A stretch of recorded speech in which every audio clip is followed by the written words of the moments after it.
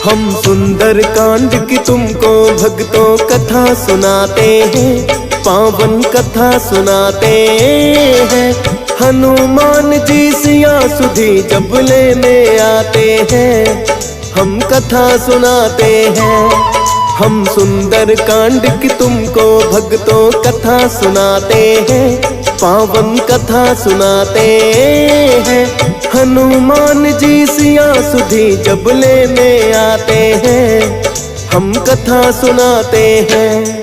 जो इसको सुने सुनाए सब भ्रम दूर हो जाए, जो इसको सुने सुनाए सब भ्रम दूर हो जाए। प्रिय भक्तजनों, आज हम आपको रामायण के एक महत्वपूर्ण खंड सुंदर कांड की कथा सुनाएंगे। प्रिय भक्तों, रामायण से आप भली भांति परिचित हैं। इसी रामायण का महत्वपूर्ण अध्याय है सुंदर कांड। कहते हैं सुंदर कांड का पाठ करने से अथवा इसे सुनने से हनुमान जी की विशेष कृपा प्राप्त होती है तथा प्रभु श्री राम के प्रति भक्ति और प्रेम बढ़ता है।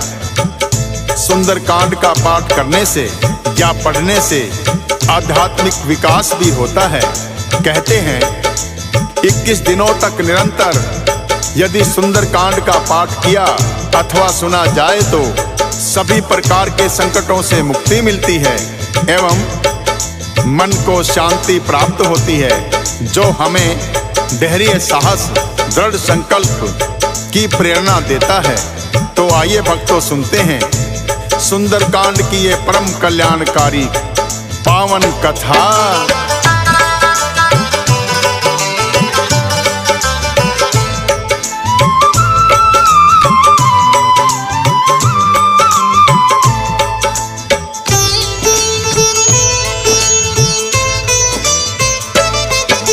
माँ सीता को ले गया रावण, जटायु ने ही बताया। वानर सेना रुक गई सारी जब सागर तट आया। ऐसा योद्धा कौन लांघ कर सागर जो जाए, की है मंत्रणा सबने नाम तो हनुमान का आए। ऋषि श्राप के कारण किंतु बल जो भुलाया था, जामवंत ने याद दिलाया तो याद आया था।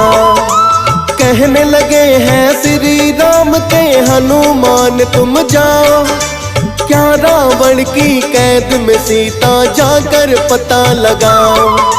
सुनकर वो आदेश प्रभु का शीश झुकाते हैं, पावन कथा सुनाते हैं। हनुमान जी सिया सुधी जब लेने आते हैं, हम कथा सुनाते हैं।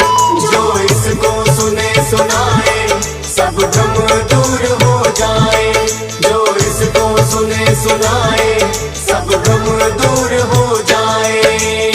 प्रिय भक्तजनों, जामवंत जी के याद कराने पर हनुमान जी को अपना बल याद आया तो प्रभु श्री राम ने उनसे कहा कि हे हनुमान, इन योद्धाओं में तुम ही हो जो इस 100 योजन के सागर को लांघ कर जाने की क्षमता रखते हो। अतः तुम शीघ्र ही लंका में जाकर पता करो कि दुष्ट रावण ने माता सीता को किस स्थान पर बंदी बनाकर रखा है। तब राम प्रभु ने अपनी मुद्रिका हनुमान जी को दे दी और कहा कि मेरी ये मुद्रिका सीता को दिखा देना, ताकि उन्हें विश्वास हो जाए कि तुम मेरे ही दूत हो। श्री राम का आदेश पाकर हनुमान जी तत्काल ही सागर को लांघकर लंका में जाने के लिए तत्पर हो गए। फिर वो जामवंत जी से कहने लगे कि हे जामवंत जी, आपने मुझे मेरा बल याद दिलाकर अपने प्रभु की सेवा करने के लिए चुनकर कृतार्थ किया है।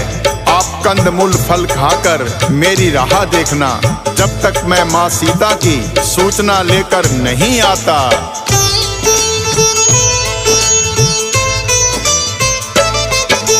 चलने लगे हनुमान जी फिर तो जप करके रघुवीर। मैं नाक नामक पर्वत था उस सागर के तीर। कूद के फिर हनुमान जी पर्वत पर चढ़ गए हैं और लंका जाने के लिए बड़े वेग से उछले हैं। जिस पर्वत पर हनुमान ने अपना पाँव रखा है, उसके भार से पर्वत भी पाताल में धंस गया है। हनुमान जी ने पर्वत से ऐसी भरी उड़ान, जैसे कोई श्री राम ने छोड़ दिया हो भक्तों बाण। हनुमान जी के वेग को देखते सब रह जाते हैं, पावन कथा सुनाते हैं। हनुमान जी सिया सुधी जब लेने आते हैं, हम कथा सुनाते हैं। जो इसको सुने सुनाए सब भ्रम दूर हो जाए। जो इसको सुने सुनाए सब भ्रम दूर हो जाए।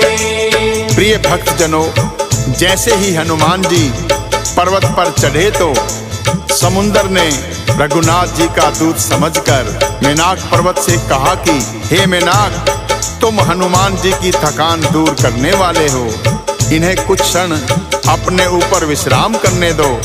मेनाक पर्वत ने जब हनुमान जी को विश्राम करने के लिए कहा तो हनुमान जी मेनाक पर्वत से कहने लगे कि हे मेनाक, श्री राम जी के काज किए बिना भला मुझे विश्राम कहाँ। और इतना कहकर वो बड़े ही वेग से छलांग लगाई।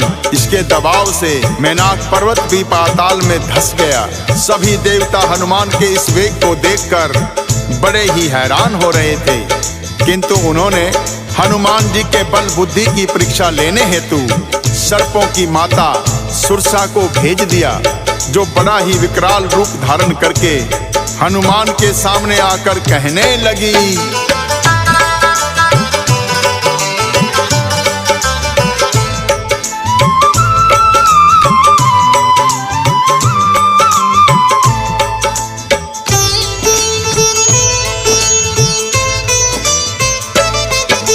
लगता है कि देवों ने आज भोजन मुझे दिया है, भक्षण करूंगी आज तेरा क्या अंतिम इच्छा है।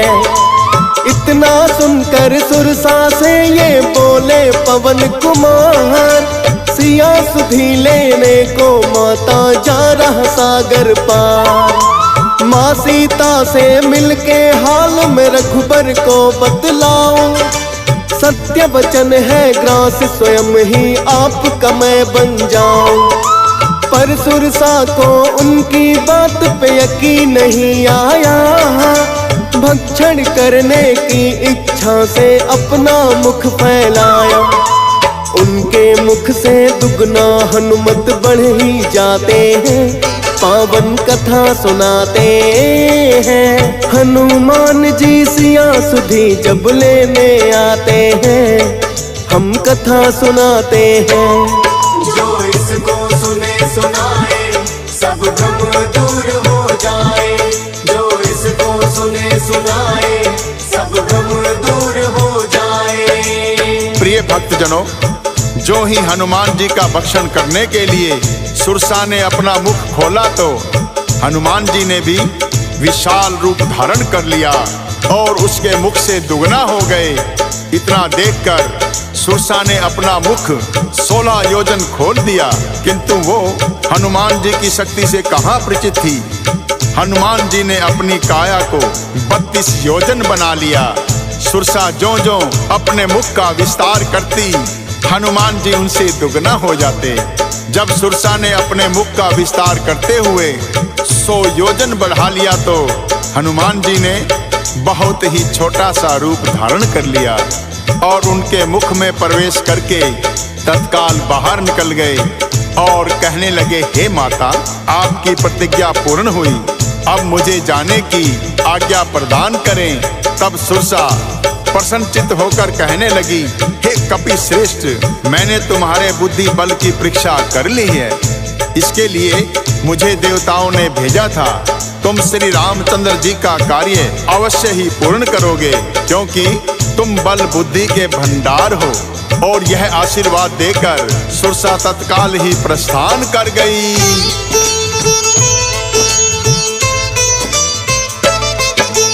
हनुमान जी चल दिए हैं आगे की ओर तत्काल। सागर में एक राक्षसी रहती जिसका रूप विकराल। आकाश मार्ग में उड़ते हुए पक्षियों को जो खाती थी, परछाई को पकड़ के भोजन उन्हें बनाती थी।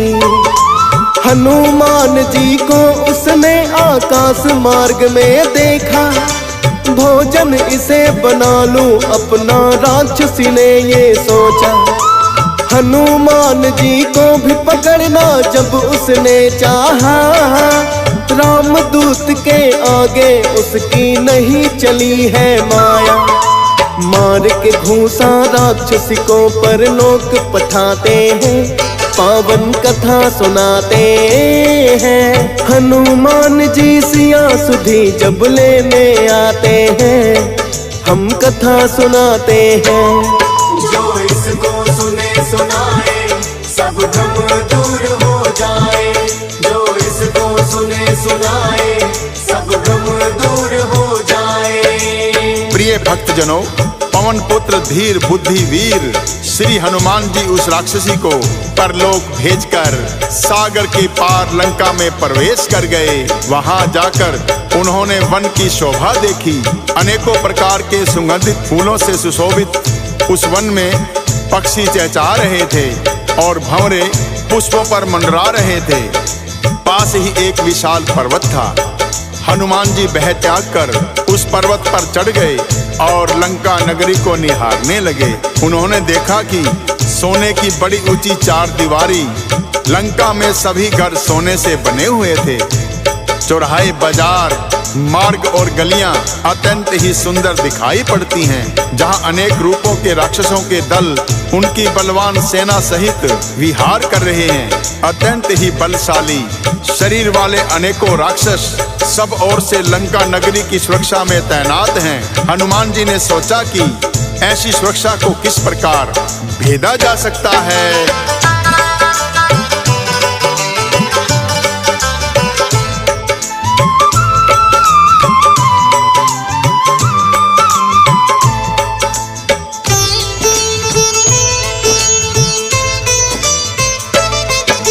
सोच रहे हैं हनुमान मैं ऐसा उपाय करूं, लंका में प्रवेश करने को सूक्ष्म रूप धरूं। हनुमान जी अपने मन में कर रहे यही विचार, प्रवेश करूंगा रात्रि में जब हो जाए अंधकार।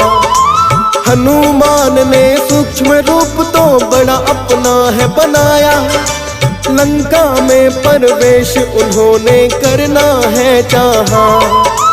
लंकिनी नाम की राक्षसी ने पर उनको देख लिया, बोली निरादर करके मेरा तुम हो चले कहाँ।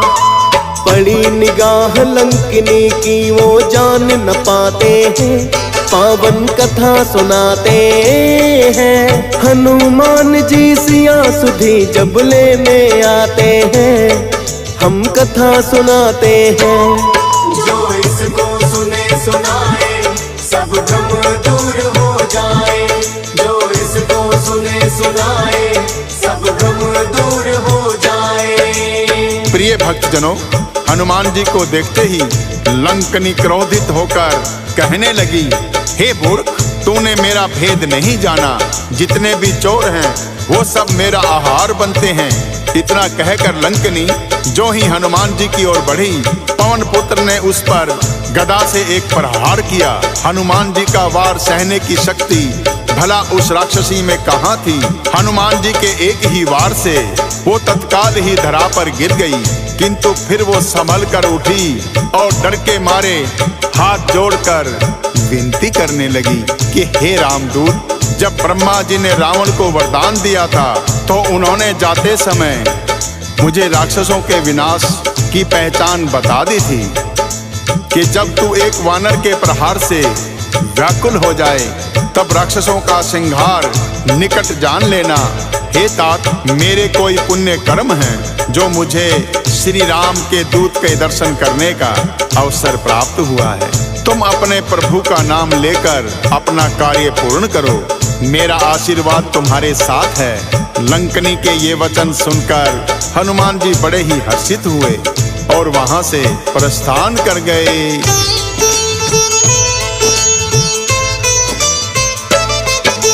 लंका के प्रत्येक महल का निरीक्षण जब है किया, हनुमान जी को माँ सीता नहीं दिखी है वहाँ। फिर एक सुंदर महल बड़ा ही दिया दिखाई है, जिसकी शोभा शब्दों में जाती नहीं गाई है। अनेकों ही तुलसी के पौधे महल में लगे हुए हैं, दीवारों पर श्री राम के शस्त्र भी छपे हुए हैं। हनुमान जी सोच रहे अपने मन ही मन है, इन राक्षसों के कुल में जाने कौन यहाँ सज्जन है। सुनकर आहट तभी विभीषण जाग ही जाते हैं, पावन कथा सुनाते हैं। हनुमान जी सिया सुधी जब लेने आते हैं, हम कथा सुनाते हैं। जो इसको सुने सुनाए सब भ्रम दूर हो जाए, जो इसको सुने सुनाए सब भ्रम दूर हो जाए। प्रिय भक्तजनों, विभीषण जी हनुमान जी के पास आए और उन्होंने राम नाम का उच्चारण किया। लंका नगरी में किसी दैत्य के मुख से राम नाम का उच्चारण सुनकर हनुमान जी का हृदय प्रसन्न हुआ। हनुमान जी पूछने लगे कि आप कौन हैं, जो दैत्य कुल में जन्म लेने पर भी मेरे प्रभु श्री राम की भक्ति करते हैं। तब विभीषण ने अपना परिचय देते हुए कहा कि हे कपि श्रेष्ठ, मैं रावण का छोटा भाई विभीषण हूँ। यहाँ दैत्यों में मैं ऐसे रह रहा हूँ जैसे दांतों के बीच जिह्वा रहती है, किंतु मुझ पर श्री राम की असीम कृपा हुई जो मुझे आपके दर्शन हो गए। हनुमान जी कहने लगे, मैं तो अपने प्रभु का एक छोटा सा सेवक हूँ, धन्य तो मैं हो गया आपके दर्शन पाकर। इस प्रकार दोनों राम भक्तों ने प्रभु की लीलाओं का गुणगान किया। फिर हनुमान जी पूछने लगे, मैं माता सीता के दर्शन करना चाहता हूँ, कृपा करके मुझे उनके निवास स्थान का पता दीजिए। तो विभीषण ने हनुमान जी को अशोक वाटिका का पता बता दिया।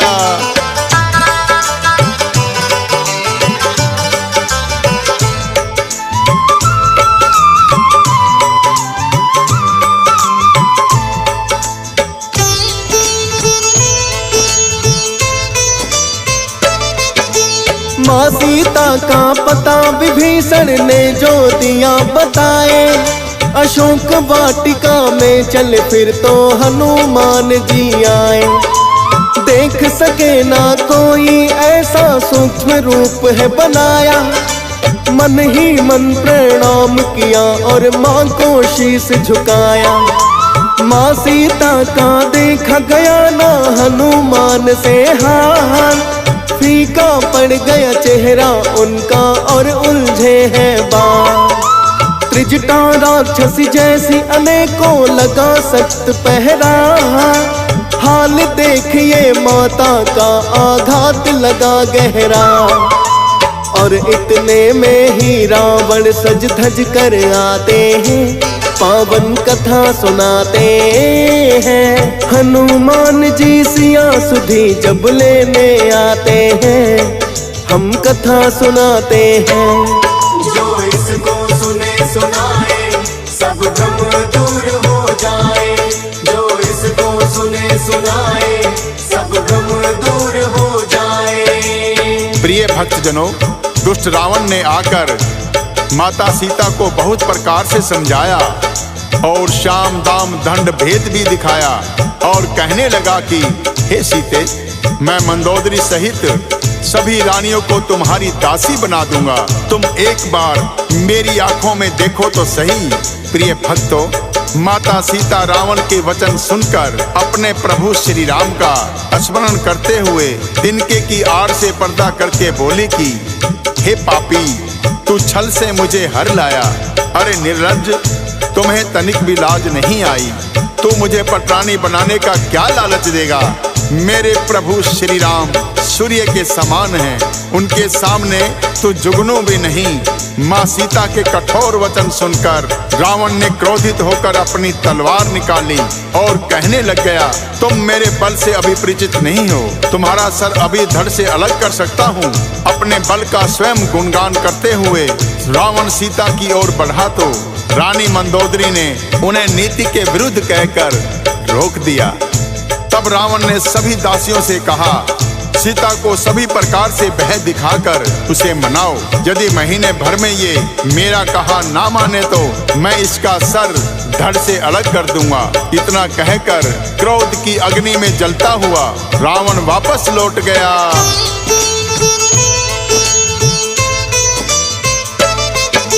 सभी प्रकार से भय राक्षसी सीता को है दिखाती, किंतु त्रिजटा राक्षसी उनको फिर है ये समझाती। साधारण नहीं नारी सीता, यूं ना इसे डराओ। करके सेवा इनकी तुम पापों से मुक्ति पाओ। क्योंकि रात को एक सपना मुझे दिया दिखाई है। सपने में एक वानर ने लंका ही जलाई है। रावण की भी देख कटी हुई मैंने सभी भुजाएं। लेने के लिए सीता जी को राम है लंका आए। कभी कभी सपने भी सच देखो हो जाते हैं। पावन कथा सुनाते हैं। हनुमान जी सिया सुधी जब लेने आते हैं, हम कथा सुनाते हैं। जो इसको सुने सुनाए सब भ्रम दूर हो जाए। जो इसको सुने सुनाए सब भ्रम दूर हो जाए। प्रिय भक्तजनों, क्योंकि त्रिजटा राक्षसी का प्रभु श्री राम के चरणों में स्नेह था, उन्होंने जब सपने की बात बताई तो सभी राक्षसी भय के कारण माता सीता के चरणों में गिर पड़ी। तो माता सीता त्रिजटा राक्षसी से कहने लगी, हे माता, तुम मेरी विपत्ति की संगनी हो। शीघ्र ही कोई ऐसा उपाय करो जिससे मैं ये शरीर त्याग दूं। अब प्रभु से विरह वेदना को सहना मेरे लिए बड़ा ही कठिन हो गया है। माता सीता के वचन सुनकर त्रिजटा ने चरण पकड़कर उन्हें समझाते हुए कहा, हे पुत्री, श्री राम के बल और प्रताप को समझने की चेष्टा करो। मेरा सपना मिथ्या नहीं है। प्रभु राम अति शीघ्र ही तुम्हें ले जाएंगे और रावण सहित सभी दुष्ट मृत्यु को प्राप्त होंगे। त्रिजटा और माता सीता का ये वार्तालाप हनुमान जी सूक्ष्म रूप में वृक्ष पर बैठे सुन रहे थे। तभी उन्होंने सोचा कि अब प्रभु की निशानी माता सीता को दे दी जाए।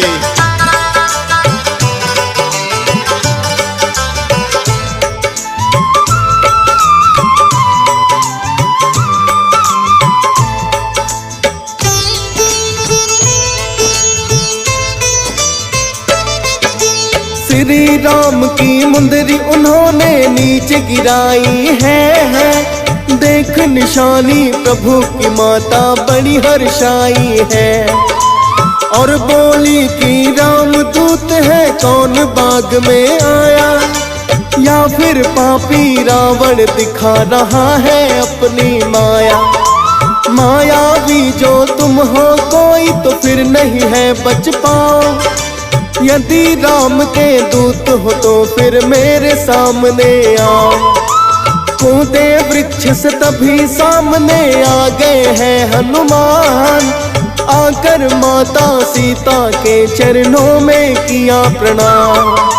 मुद्रिका प्रभु की मैं ही लाया, उन्हें बताते हैं, पावन कथा सुनाते हैं। हनुमान जी सिया सुधी जब लेने आते हैं, हम कथा सुनाते हैं। जो इसको सुने सुनाए सब भ्रम दूर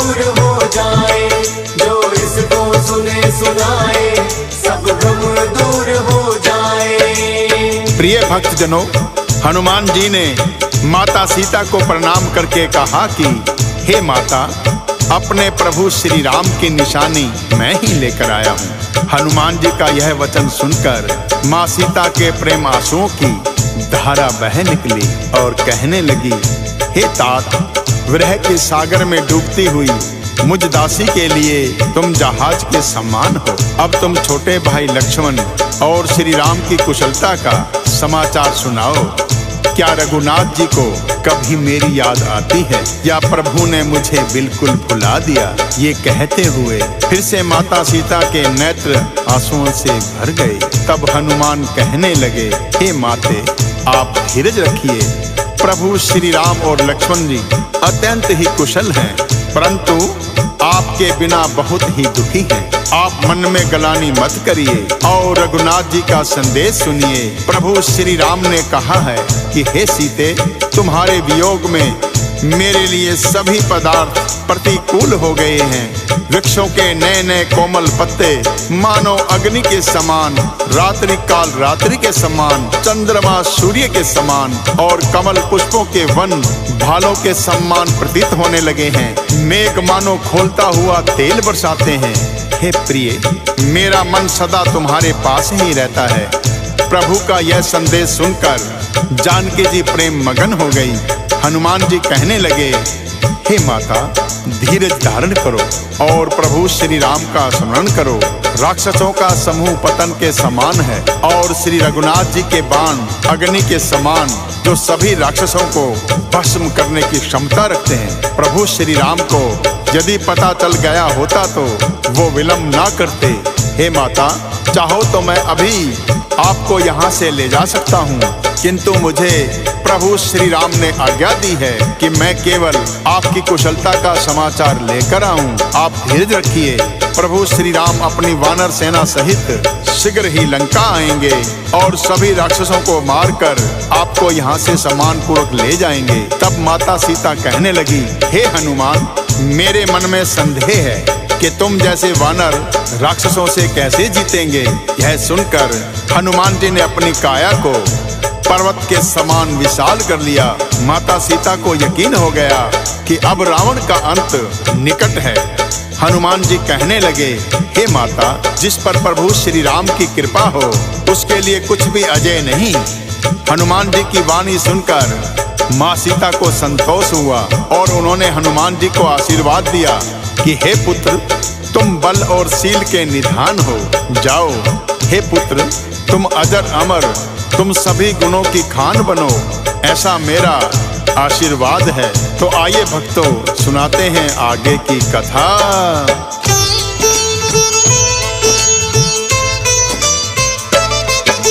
माँ सीता ने हनुमान को आशीर्वाद दिया।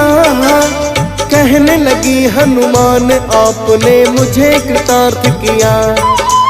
आपका आशीर्वाद है माता बड़ा अमोघ अचूक। फल खाने की इच्छा है अब मुझे लगी है भूख। यदि आपकी आज्ञा हो तो माता फल खाऊंगा।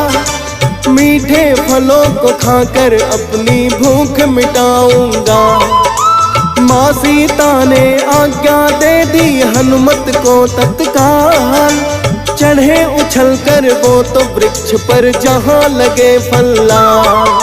ताजा फलों को भर के पेट हनुमान जी खाते हैं।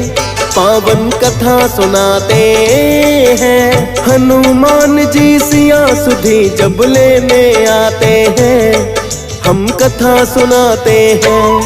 जो इसको सुने सुनाए, सब भ्रम दूर हो जाए। जो इसको सुने सुनाए, सब भ्रम दूर हो जाए। प्रिय भक्तजनों, इस प्रकार हनुमान ने चुन चुन कर मीठे मीठे फल खाए और अनेकों पेड़ उखाड़ कर फेंक दिए। वहाँ बहुत से दानव जो वाटिका के रखवाले थे, उनमें से कुछ को मार डाला, कुछ अपने प्राण बचाकर भागे और रावण से जाकर पुकार की कि हे नाथ, एक बड़ा ही उपद्रवी वानर आया है जिसने अशोक वाटिका उजाड़ डाली है। फल खाए और वृक्षों को उखाड़ डाला, रखवालों को मार मार कर गिरा दिया। यह सुनकर रावण ने बहुत से बलशाली राक्षस भेजे। उन्हें देखकर हनुमान जी ने गर्जना की तथा सभी को मार भगाया।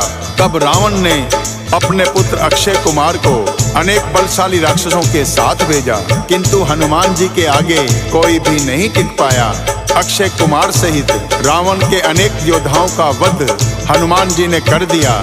जब रावण को ज्ञात हुआ कि उस वानर ने अक्षय कुमार का भी वध कर दिया है, उन्होंने अपने बड़े पुत्र मेघनाथ को भेजा और कहा कि ऐसा कौन बलशाली वानर आया है जिसने अक्षय कुमार सहित हमारे अनेक बलशाली योद्धाओं को मार गिराया। तुम शीघ्र ही उसे जाकर पकड़ कर लाओ, हम स्वयं उसे मृत्यु दंड देंगे। अपने पिता की आज्ञा पाकर मेघनाथ गरजता हुआ अशोक वाटिका की ओर आया। हनुमान जी ने जब देखा कि मेघनाथ उनसे युद्ध करने आया है, तो उन्होंने बहुत ही एक विशाल वृक्ष उखाड़ कर मेघनाथ के ऊपर प्रहार किया। मेघनाथ का रथ तिनके की भांति बिखर गया। क्रोधित होकर मेघनाथ ने भी हनुमान जी पर वार किया, किंतु मेघनाथ का हर वार हनुमान को पुष्प की वर्षा के समान लग रहा था। मेघनाथ ने अनेकों प्रकार की माया रची, किंतु हनुमान जी से जीत ना सके और अंत में उन्होंने ब्रह्मपात हनुमान जी के ऊपर छोड़ दिया।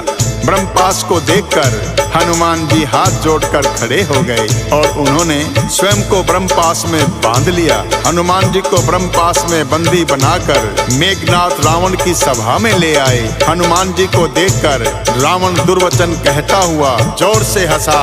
फिर पुत्र अक्षय कुमार का स्मरण किया तो उनके हृदय में विषाद उत्पन्न हो गया और क्रोधित होकर कहने लगा, अरे वानर, तू कौन है?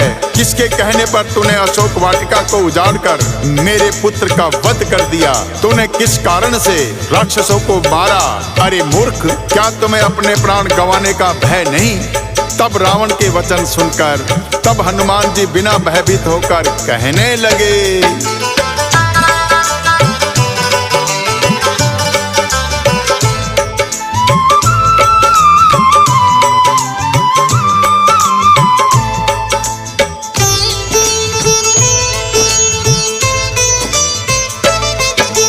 जिनका बल पाकर ब्रह्मा ने सृष्टि को है रचाया, उनका ही बल पाकर मैं तेरी लंका में आया।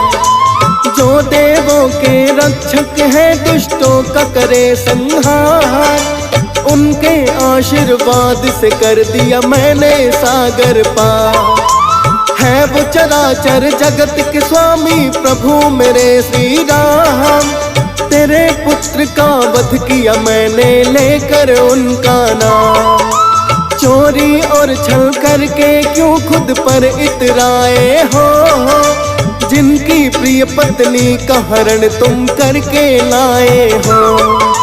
क्षमा मांग कर वापस दे दो, उसे समझाते हैं, पावन कथा सुनाते हैं। हनुमान जी सिया सुधी जब लेने आते हैं, हम कथा सुनाते हैं।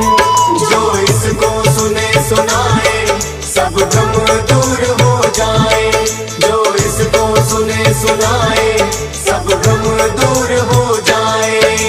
प्रिय भक्तजनों, हनुमान जी ने रावण को समझाते हुए कहा कि हे रावण, अब भी समय है, तुम प्रभु श्री राम के चरण कमल को हृदय में धारण करो और लंका पर अचल राज करो। ऋषि पुलत्स्य जी का यश निर्मल चंद्रमा के समान है।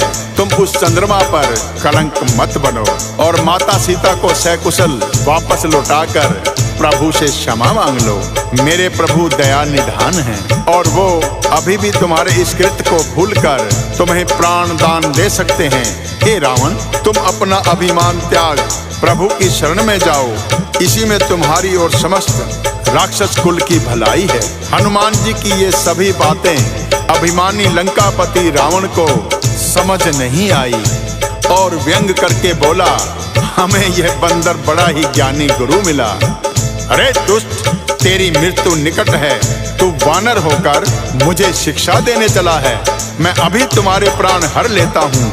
इतना कहकर क्रोधित होते हुए रावण ने जो ही तलवार खींची तो विभीषण जी ने उनसे कहा कि हे लंकापति, दूत का वध करना नीति के विरुद्ध है। तो रावण हंसकर कहने लगा, यदि ऐसी कोई बात है तो इस वानर का अंग भंग करके भेज दिया जाए। वानर को अपनी पूंछ से बड़ा ही लगाव होता है, अतः तेल में कपड़ा भिगोकर इसकी पूंछ में लपेटकर आग लगा दो। जब ये वानर बिना पूंछ के अपने स्वामी के पास जाएगा तो यह बड़ा ही लज्जित होगा, जिसकी यह इतनी बड़ाई करता है। मैं भी तो उसकी प्रभुता देखूं। रावण का आदेश पाकर अनेकों राक्षस तेल और घी में भिगा हुआ कपड़ा हनुमान जी की पूंछ पर लपेटने लगे।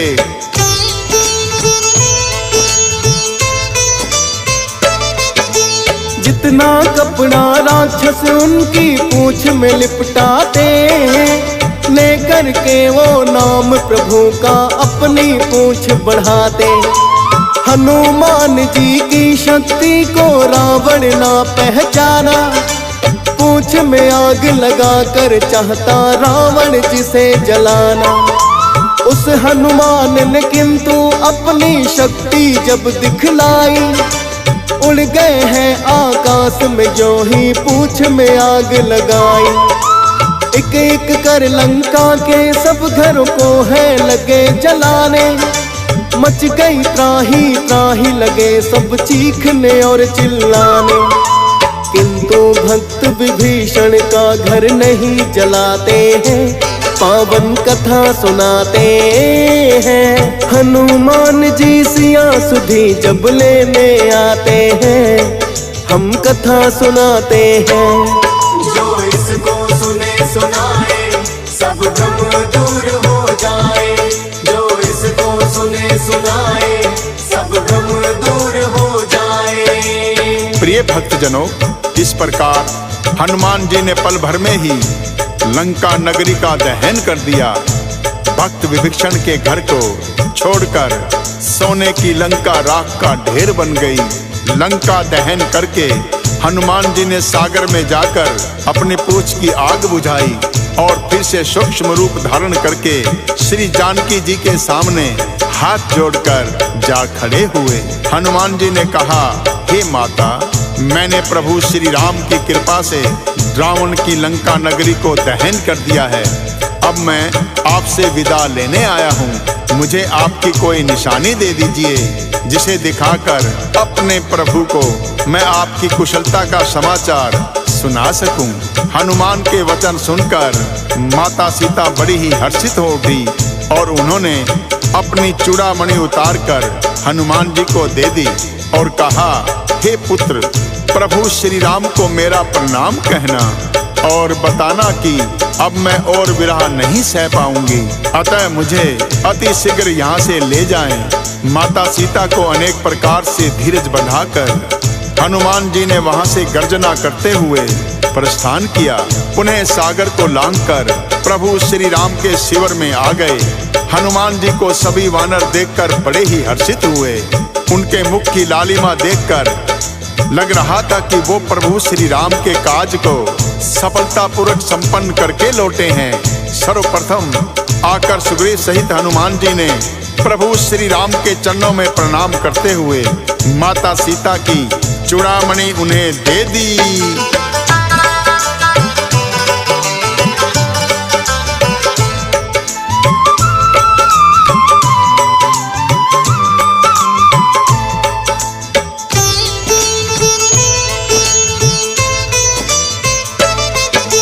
प्रभु राम ने हनुमान को गले लगा लिया है।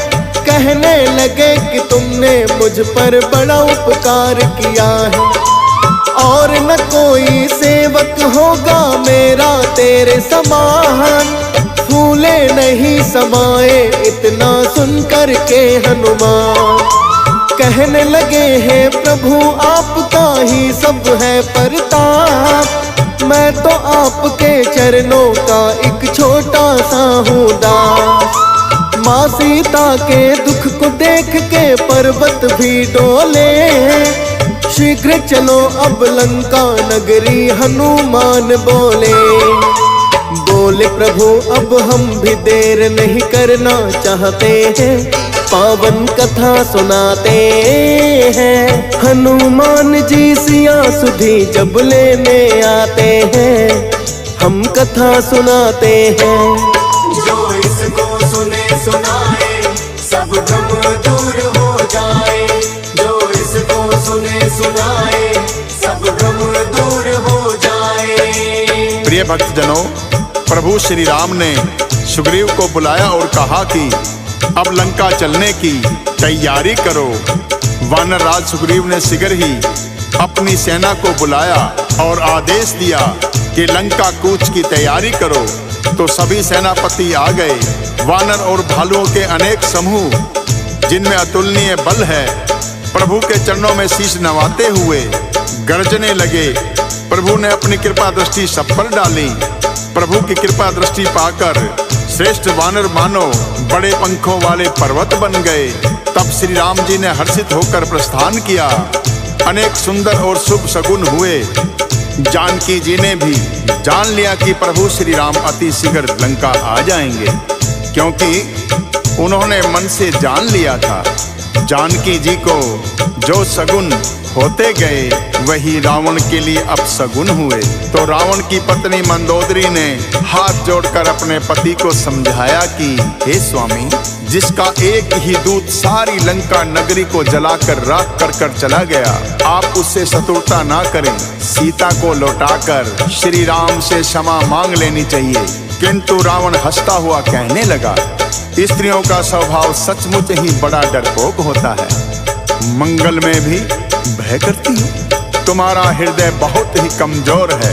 यदि वानरों की सेना आएगी तो राक्षस उन्हें खाकर उन्हें अपना आहार बना लेंगे।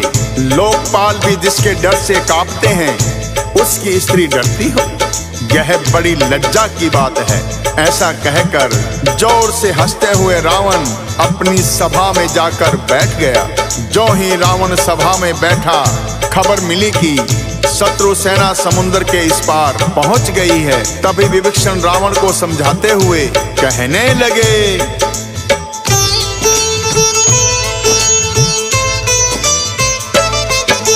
अब भी समय है विनती मेरी, आप करो स्वीकार। काम क्रोध मद लोभ मोह तो होते नरक के द्वार। अभिमान अपना त्यागो और प्रभु शरण में जाओ। आदर पूर्वक माँ सीता को अति शीघ्र लौटाओ, वरना नष्ट होने से कोई लंका को बचा ना पाए। राक्षस कुल मिट जाएगा यदि राम जो लंका आए। साधारण नर समझने की ना उनको भूल करो। काल खड़ा है सर आपके, रावण जरा डरो। क्यों न नष्ट होने से कुल को आप बचाते हैं, पावन कथा सुनाते हैं। हनुमान जी सिया सुधी जब लेने आते हैं, हम कथा सुनाते हैं। जो इसको सुने सुनाए सब भ्रम दूर हो जाए, जो इसको सुने सुनाए सब भ्रम दूर हो जाए। प्रिय भक्तजनों, विभीषण की बात सुनकर क्रोधित होकर रावण कहने लगा कि हे दुष्ट, तेरी मति मारी गई है, जो अपने शत्रु की इतनी बड़ाई कर रहा है। अरे मूर्ख, जगत में ऐसा कौन है जिसको मैंने अपनी भुजाओं के बल से नहीं जीता हो। मेरे बल पर शंका करते हुए तुम मेरे शत्रु की प्रशंसा कर रहा है। इतना ही यदि तुझे अपने राम पर भरोसा है तो लंका को तेरी कोई आवश्यकता नहीं। जा, अपने राम के पास चला जा। ये कहकर रावण ने उसे लात मारकर भगा दिया। तब भी विभीषण ने बार बार उनके चरण पकड़कर विनती की कि आप मेरे पिता समान हैं। मैं अब भी आपकी भलाई की बात करूंगा कि आप प्रभु शरण में चले जाइए। विभीषण की बातों का रावण पर कोई असर नहीं हुआ और रावण ने उसे दुत्कार दिया। अंत में विभीषण को लंका का त्याग करना पड़ा और वो सागर पार करके प्रभु राम के शिविर में आ गए।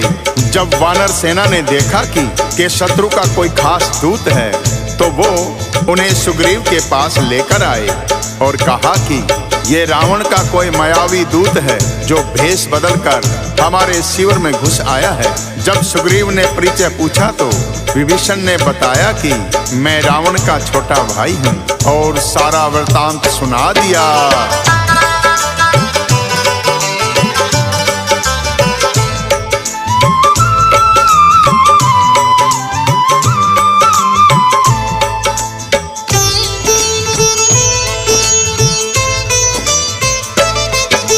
प्रभु राम को फिर सुग्रीव ने है संदेश सुनाया, छोटा भाई रावण का है आपकी शरण में आया।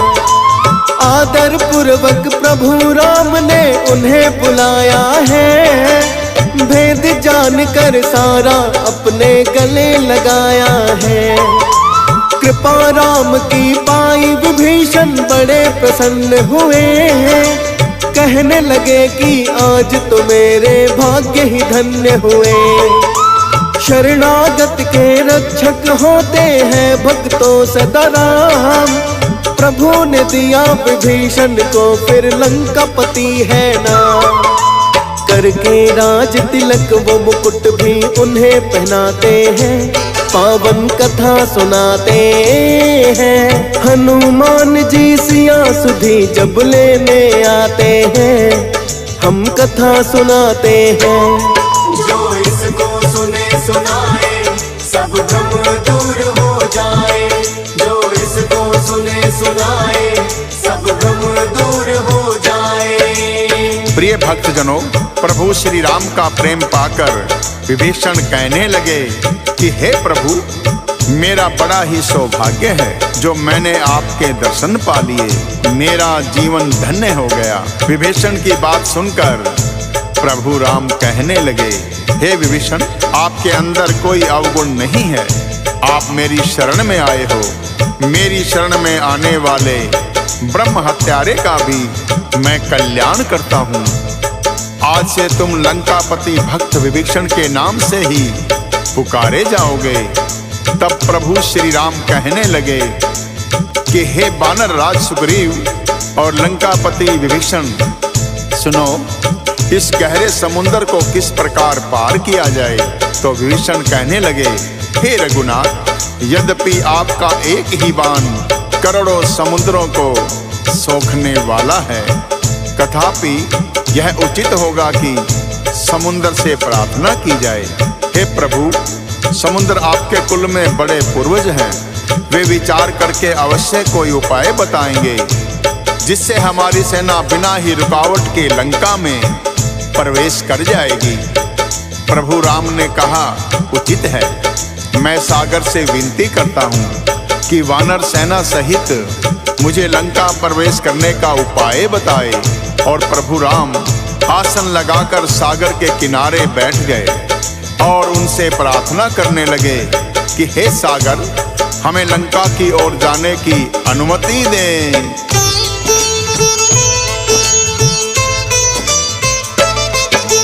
प्रभु राम सागर से विनय करने को बैठ जाए, रावण के दो गुप्तचर हैं वानर बनकर आए। किंतु वानर सेना ने उनको पहचान लिया, लगे पकड़कर उन्हें मारने ऐसा दंड दिया। अंग भंग करने को उनके हो गए सब तैयार, दोनों गुप्तचर हाथ जोड़कर करने लगे पुकार। अपने राजा के आदेश से हम तो यहाँ आए, अंग भंग जो करे हमारे राम कसम लग जाए। राम कसम जो दे दी सब पीछे हट जाते हैं, पावन कथा सुनाते हैं। हनुमान जी सिया सुधी जब लेने आते हैं, हम कथा सुनाते हैं।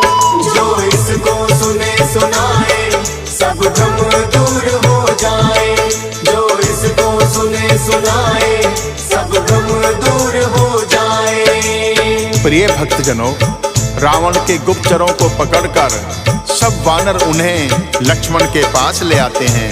तब लक्ष्मण उन दोनों गुप्तचरों को कहते हैं, तुमने हमारी वानर सेना का बल देख लिया होगा। यदि तुमने इन्हें प्रभु की कसम ना दी होती तो तुम कटे हुए नाक कान लेकर लंका में जाते। जाओ, हमारी ओर से रावण को यह पत्रिका दे देना, जिसमें लक्ष्मण ने रावण के लिए अंतिम चेतावनी लिखी थी कि अब भी समय है, अपने भ्राता विभीषण की भांति प्रभु की शरण में आ जाओ और सीता माता को सकुशल लौटाकर प्रभु से क्षमा याचना करो, वरना तुम्हारा काल निश्चित है। पत्रिका लेकर दोनों गुप्तचर लंका लौट गए तो रावण ने पूछा कि हे सुख, कहो क्या समाचार है। तो शुक नामक गुप्तचर रावण से कहा, हे दशानन, क्रोध त्याग कर हमारी बात सुनो। यद्यपि श्री राम के बाणों में इतना बल है, उनका एक बाण ही करोड़ों सागरों को सुखा सकता है, किंतु उनकी सरलता ऐसी है कि वो सागर से अपने और वानर सेना के लिए रास्ता मांग रहे हैं। और उनकी वानर सेना के बल का वर्णन तो हम सहस्त्र मुख से भी नहीं कर सकते। जिस हनुमान ने सारी लंका नगरी को दहन कर दिया, उससे कई गुना बल उनके अनेक योद्धाओं में है। हमने अपने कानों से सुना और आंखों से देखा है। हनुमान जैसे बलशाली वानर श्री राम की सेना में बहुत हैं। अकेले वानर राज सुग्रीव बड़े ही बलशाली हैं। इसलिए हे नाथ, श्री राम से युद्ध का विचार त्याग कर और उनकी शरण में जाकर क्षमा याचना करें। उनकी बात सुनकर रावण जोर से हंसा और कहने लगा, यदि राम और उनकी सेना में इतना बल होता तो किसी भिक्षु की भांति सागर से याचना करने की क्या आवश्यकता थी। तुम व्यर्थ ही भयभीत होकर उन वनवासी की प्रशंसा कर रहे हो। या तो वो लंका में प्रवेश ही नहीं कर सकते, यदि आ भी गए तो हमारे वीर योद्धाओं के हाथों काल को ही प्राप्त होंगे। अभिमानी रावण को किसी की बात समझ नहीं आ रही थी। इधर श्री राम सागर से प्रार्थना करके वानर सेना के लिए लंका प्रवेश का उपाय पूछ रहे थे, किंतु 3 दिन बीत जाने पर सागर जब शांत रहा तो श्री राम की सहनशीलता भी टूट गई और उन्होंने लक्ष्मण से कहा,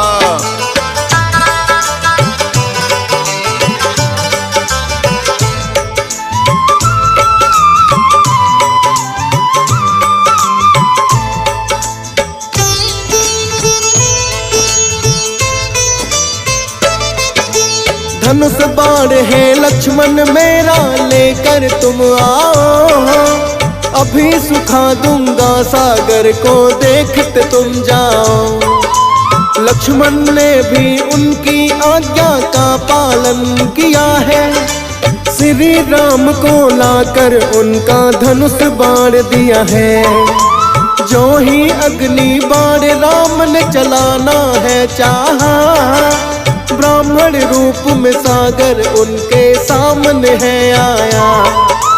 हाथ जोड़कर विनती उनसे करने लगा सागर, शांत स्वभाव है मेरा भगवन आपकी आज्ञा पाकर।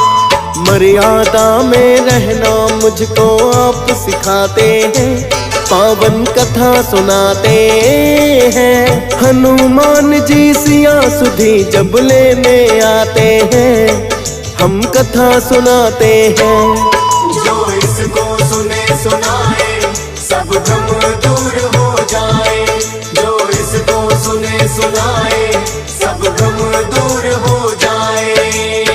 प्रिय भक्तजनों, जैसे ही प्रभु राम ने अपना धनुष बाण चढ़ाया, ब्रह्म रूप में सागर आकर कहने लगे, हे प्रभु मेरे सब अवगुण क्षमा कीजिए। हे नाथ, वायु, अग्नि, जल और पृथ्वी, इन सब का स्वभाव आपके प्रताप से जड़ ही है।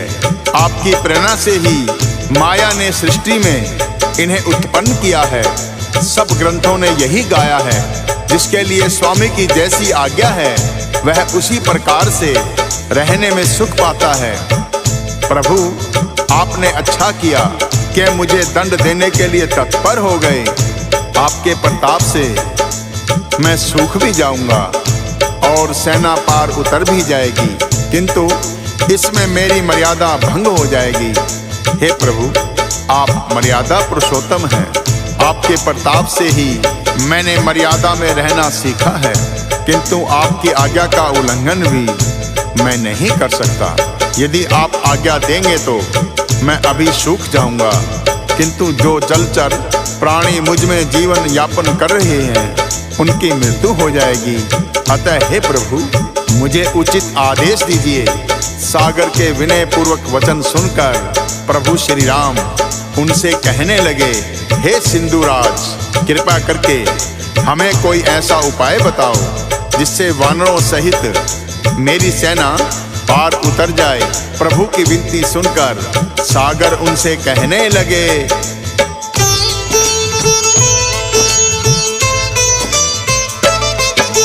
नल और नीले नाम के वानर जो हैं दोनों भाई, एक ऋषि के आशीर्वाद से उन्होंने शक्ति पाई।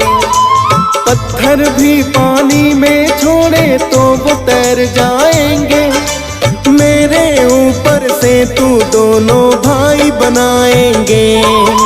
सागर ने ये प्रभु राम को उपाय बताया है, प्रस्थान करने से पहले शीश झुकाया है। सिंधु पार करने का उपाय प्रभु ने जान लिया, और सुग्रीव को उन्होंने है फिर तो आदेश दिया।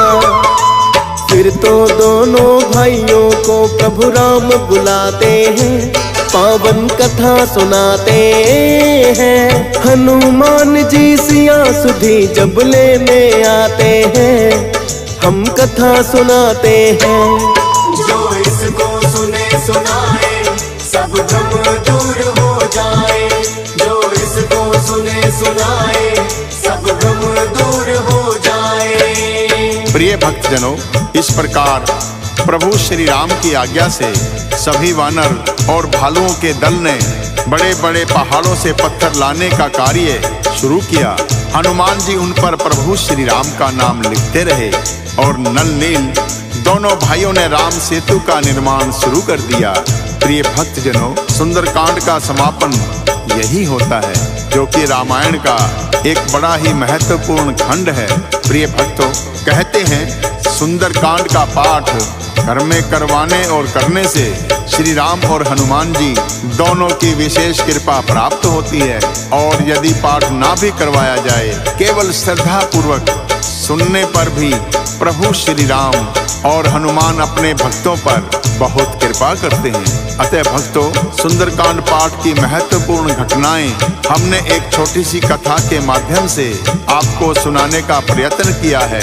इसमें यदि कोई त्रुटि रह गई हो तो हम क्षमा प्रार्थी हैं। प्रिय भक्तजनों, तो एक बार प्रेम से बोलिए, सियावर रामचंद्र की जय।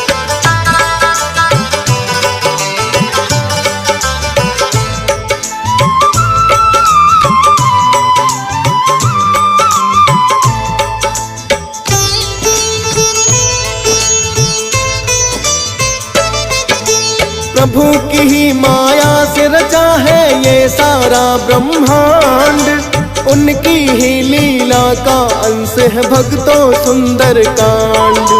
राम भक्त हनुमान की लीलाओं का जिसमें वर्णन, सिया राम के त्याग और तप के भी है जिसमें दर्शन। श्रद्धा भक्ति भाव से सुंदर कांड सुनेगा जो भी, प्रभु राम और हनुमान की कृपा बड़ी ही होगी।